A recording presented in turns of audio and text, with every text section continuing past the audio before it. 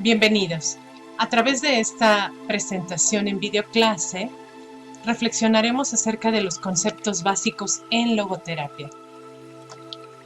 Hablar de logoterapia en una sola frase, en una sola palabra, es hablar de la búsqueda del sentido de vida. Pero ello no implica únicamente esa acción, ir y buscar, sino implica mover toda una serie de facultades humanas para poder lograrlo.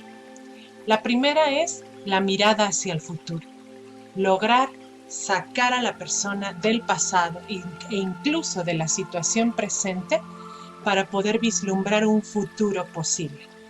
Estamos hablando entonces de una mirada de esperanza, de una mirada que dice, en esto terrible que estoy viviendo, en este suceso tan terrible que me estoy enfrentando en mi propia vida, y no es que no vaya yo a mirarlo, no es huir de la realidad, es lo observo, veo lo terrible de este momento, pero también puedo mirar hacia el futuro y encontrar ahí la puerta de salida a decir, esto que estoy pasando ahorita, mirándolo con esperanza, es para llegar a cierto otro punto, a otro lugar, a una meta, a un sueño, a una nueva realidad, a una nueva construcción que yo no imaginaba incluso, que ni siquiera estaba en mis planes, pero esa mirada al futuro es la que nos relanza cuando hay alguna situación que nos agota, nos acaba. Hablar de ello requiere de remitirnos a lo que es el logos, es decir, el inicio de algo, el sentido, el significado y el propósito. Y entonces estamos hablando de que este logos da un significado a la existencia humana, así como en la búsqueda de este sentido por parte del hombre. Entonces, esa búsqueda humana es en donde el hombre lucha por encontrarle un propio sentido a su vida. Y es una lucha, no es algo que se da así de la noche a la mañana y me llegó como un regalo caído del cielo. Qué padre que fuera así. Pero aún así, en las vidas de los que llamamos santos, en la Iglesia Católica, por ejemplo, o iluminados, aunque la inspiración y el momento de luz llega en un momento, hubo un antes de un proceso de lucha para poder llegar a ese momento. Entonces, encontrar el sentido de vida es una lucha constante, en acción, en movimiento. ¿Bien? No nos tiene que tomar sentados y esperando nada más. El segundo elemento es la voluntad de sentido. Hablar de aquello que nos impulsa. Primeramente los instintos de sobrevivencia, de supervivencia, ¿no? De alimentación, de salir adelante, de no quedarme parado y dejar que me destruya la situación. Y el segundo son los principios morales, es decir, aquellas formas internas que hay en el ser humano que nos jalan y nos levantan. Entonces, el primero es mi propio instinto humano de vivir, de sobrevivir, de luchar, de arañar, de salir adelante. Eso es por instinto. Y el segundo, mis principios morales también, pensando que soy una persona que tiene ciertos valores, que sabe que tiene una cierta acción que cubrir en la vida, que cuida de otros, quizás, ¿no? Si es papá, si es mamá, si es esposo, esposa. Pero hablemos de un adolescente, ¿qué principios morales lo rijan? Habríamos que remitirnos a la formación que recibió en casa. Puede ser el respeto, el amor, la libertad, la justicia, la verdad. Esa es la fuerza que va jalando al ser humano. Entonces, los instintos impulsan y la moral nos levanta, nos tira. Y esa tensión radical es sana para hallar y realizar un sentido. Es decir, aunque pareciera que hay un instinto y hay una moral que nos va jalando a salir adelante, a este punto se le llama libertad. En ese punto de lo que me impulsa y lo que me jala, es un sentido de libertad para elegir y aceptar entre rechazar una oferta para cumplir un sentido potencial o bien para perderlo. Esa voluntad de sentido me hace decir, a ver, tengo que sobrevivir, voy a hacer esto, puedo hacer lo otro, esto no está bien, esta decisión que voy a tomar en este momento no me hará bien, me destruirá o destruirá a otros. Entonces, ese momento de tensión en el ser humano es muy importante para poder salir y levantarse. También habremos de encontrar casos en donde no hay esos principios morales y entonces es más fuerte encontrar el sentido, pero el instinto impulsa y es importante que haya una orientación de un terapeuta, un trabajador social que nos ayude a encontrar esos principios morales. ¿Por qué alguien se decide entonces a actuar moralmente? La primera causa es el amor.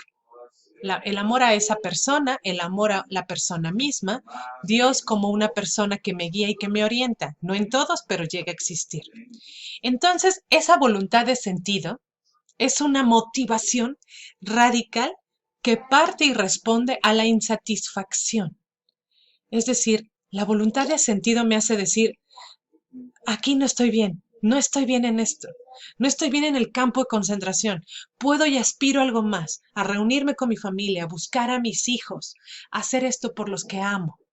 Y entonces es una lucha por encontrar un sentido a la propia vida y no morirse en el campo de concentración, sino salir adelante, no aventarse a la alambrada y suicidarse, sino salir adelante.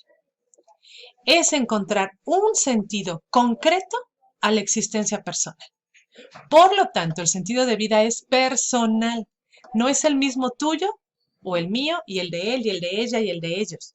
Es personal, es un sentido concreto y parte de mis instintos, de mi parte moral y de cómo mi voluntad de sentido me motive para sacar todo esto adelante, por amor, en una causa, en una persona y en un sentido máximo que es Dios. No todos son creyentes de Dios. Hay que entonces encauzar hacia esa causa de la persona misma en el amor. El tercer concepto esencial de la logoterapia es la frustración existencial. Esta frustración de la voluntad de sentido. Entonces, cuando viene esa frustración de la existencia de decir, esto que estoy viviendo, esto que estoy haciendo, no me gusta, no es lo que yo quiero, estoy harto, estoy triste, estoy terriblemente mal, entonces esta existencia busca un modo específico. El sentido de la existencia busca un descubrimiento propio de su vivir.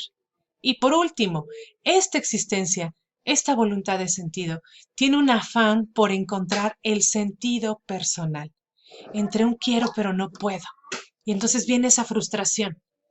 No tengo ese sentido de mi existencia, no hay voluntad y entonces es un quiero pero no puedo. Todo es tan terrible, todo es tan negro y no encuentro cómo salir de aquí. Y entonces se llega a lo que conocemos como neurosis noógena, que es muy diferente a la neurosis psicógena. ¿Qué es la neurosis noógena? Nace de problemas espirituales, de principios morales. Es decir, a ver, yo sé que mi vida vale mucho, que no merezco esto, que no merezco morir, pero ¿qué voy a hacer? No tengo sentido, no tengo ganas, no tengo nada que me impulse ni a levantarme en las mañanas. Y entonces viene esa neurosis noógena de decir, Dios, ¿por qué me has abandonado? ¿Por qué Dios quiere esto para mí? ¿Por qué Dios me odia? ¿Por qué Dios me detesta? ¿No? Y entonces viene un problema espiritual muy grande porque no se soporta la existencia, pero tampoco el sentido espiritual de esta. Entonces, lo importante en esta frustración existencial es que nace el sufrimiento, ¿sí? Pero este sufrimiento no siempre es enfermo, no es patológico, porque ese sufrimiento puede hacerme abrir los ojos y decir, no más, yo ya no quiero estar aquí. Y entonces viene una angustia espiritual. ¿Cuántos no hemos vivido esa angustia espiritual ante una crisis personal, familiar, económica, profesional? Y esa angustia espiritual nos hace decir, Dios mío, ¿qué voy a hacer en esto? No tengo fuerzas. ¿Para qué estoy en este mundo? ¿Qué más tengo yo que hacer aquí? Esa es la neurosis noógena, no de la parte espiritual, que toca en lo profundo al ser humano. Y entonces llegamos a esta parte dentro de estos conceptos básicos de psicoterapia en logoterapia. ¿Qué debe hacer el trabajador social en la consejería? Como trabajadores sociales, lo primero es escuchar al usuario mirando más allá de su crisis existencial. Es decir, el usuario me está hablando y yo tengo que tener atención plena aquí, mirándote, no aquí escribiendo en mis formatos, no aquí viendo allá qué sucede en la oficina de allá atrás, no aquí mi celular, no. Te escucho porque es una crisis existencial que ha tocado tu parte espiritual. Y entonces lo primero es, te escucho y te miro más allá de tu crisis. Te miro diciendo, después de este proceso tan difícil, puedes llegar a esto. Creo que puedes salir hacia esto. Esa es la primera. Escuchar mirando más allá de la crisis. Segunda, conducir a encontrar el sentido de la vida. ¿Y qué te gustaría hacer con esto? Y una vez que solucionemos esto, ¿qué te gustaría lograr para tu familia? ¿Qué te gustaría lograr para ti mismo? ¿Y qué más habías pensado antes de que esto pasara? Antes de que este suceso trágico llegara a tu vida, ¿qué pensabas? ¿Qué te hubiera gustado hacer? ¿Alguna vez pensaste que tú estás hecho para hacer algo más? ¿Qué te gustaría? Y entonces haces consciente el logos de la existencia. Ese sentido de decir, nací para algo más. Y es complicado, sobre todo en personas que no han tenido formación escolar, que se quedaron en unos niveles quizás cortos de enseñanza, que no ha habido otras metas que cumplir en la vida más que solo trabajo, trabajo, trabajo, o personas en el otro extremo, que han vivido en la abundancia económica, pero que ante esa abundancia económica jamás se han planteado un sentido de vida, porque todo lo han recibido, todo económicamente, absolutamente todo. Entonces tenemos al que padece pobreza y falta de educación y al que ha tenido educación, pero pues como tiene todo, no ha tenido la necesidad de preguntarse qué hago en este mundo. Entonces, a ambos casos, o en los extremos o en partes intermedias, es importante ser consciente de que el ser humano está en esta existencia para una realización, para una misión, para encontrar ese inicio de su existencia, ese sentido de para qué vivir o por qué vivir, que casi siempre es un para qué vivir, y acompañar al paciente a que se ocupe de esa voluntad de sentido, sea escribiendo su misión, sea hablándola. Me gustaría, después de que esto se solucione, quiero hacer esto, me encantaría poder lograr esto para mi familia y para esto tengo que hacer esto. ¿Cuáles son mis virtudes morales? Paciencia, verdad, justicia, fidelidad, amor, compromiso. Pregunta cuáles son sus virtudes morales. Entonces llegamos a la parte final. El ser humano tiene como principal interés, y adentro de él, cumplir su sentido y realizar sus principios morales. Aunque a veces no parezca, aunque a veces parezca que está en otra dimensión, pero sí, ciertamente el ser humano eso es lo que quiere. Un sentido de, qué bien se siente, me siento realizado, estoy haciendo algo que corresponde a mi profunda existencia. No solo a comprar y comprar, no solo a ir, trabajar, cumplir un horario, sino encontrar un sentido y una razón mayor por qué vivir o para qué vivir. Y entonces llegamos a una no dinámica. Hablábamos de la neurosis noógena, ese momento de tensión, de ruptura, de ¿qué hago aquí? Para poder llegar a una no dinámica en donde se mueva la parte espiritual y entonces la persona sea capaz de responder esto. Quien tiene un porqué para vivir puede soportar casi cualquier cosa, cualquier campo de concentración, cualquier crisis de depresión, cualquier enfermedad, cualquier situación de pérdida terrible, cuando hay una razón para vivir. Ahora habría que indagar también y trabajar con las personas que perdieron todo, familia, casa, trabajo, se divorciaron. Cuando una persona se divorcia, el mundo se derrumba. Cuando una persona pierde un hijo, el mundo se derrumba. O habiendo trabajado 15, 20 años y lo despiden del trabajo, también el mundo se derrumba.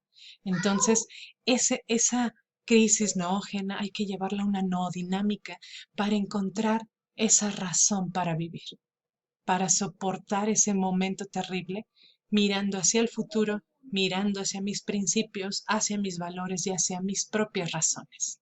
Bien, pues ve preparando tu forma de intervenir con una persona que esté cerca de tu lugar y que le puedas realizar una entrevista de sentido existencial. Muchas gracias.